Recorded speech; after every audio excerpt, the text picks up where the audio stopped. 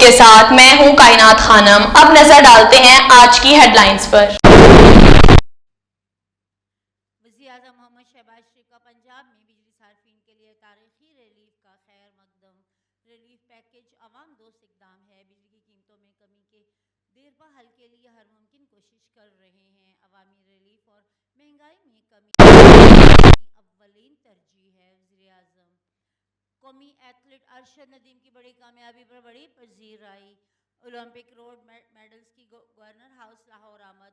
سردار سلیم حیدر خان سے ملاقات۔ گورنر پنجاب نے تاریخی کامیابی قومی ہیرو کو گاڑی اور 10 مرلے کا پلاٹ تحفے میں دیا۔ ارشد ندیم مستقبل میں ملک کے لیے مزید کامیابیاں سمیٹنے کے لیے پرعزم۔ حوصلہ افزائی پر chief of army staff general Syed Asim Munir کا شکر گزار ہوں۔ سچی لگن ہو تو ہر کام ممکن ہے۔ Olympic gold medallist Arshad Nadeem کا آرمی چیف سے ملاقات کے بعد اظہار خیال۔ مختلف کھیلوں کے معروف کھلاڑیوں کا ارشد ندیم کو تاریخی کامیابی اور ملک کا نام روشن کرنے پر مبارکباد۔ SIFC کی کاوشیں۔ ہمارے شپنگ کمپنی کا پاکستان میں $2 ارب کی سرمایہ کاری کا منصوبہ۔ ڈنمارک کی معروف کمپنیاں آئندہ 2 سال میں پاکستان کی بندرگاہ ٹرانسپورٹ اینڈ انفراسٹرکچر میں $2 ارب کی سرمایہ کاری کریں گی۔ وفاقی وزیر بحری امور قیصر احمد شیخ رواں مفا احمد کی یادداشت پر دستخط کے لیے ڈنمارک کا دورہ کریں گے۔ حالیہ بارشوں کے بعد پاکستان کو بھارت کی آبی دہشت گردی کا سامنا۔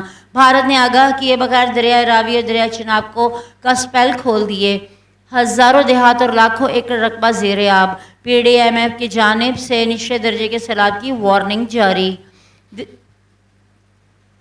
دریائے چناب میں سیلابی صورتحال۔ NDMA کے ڈیرہ غازی خان کے لیے الرٹ جاری۔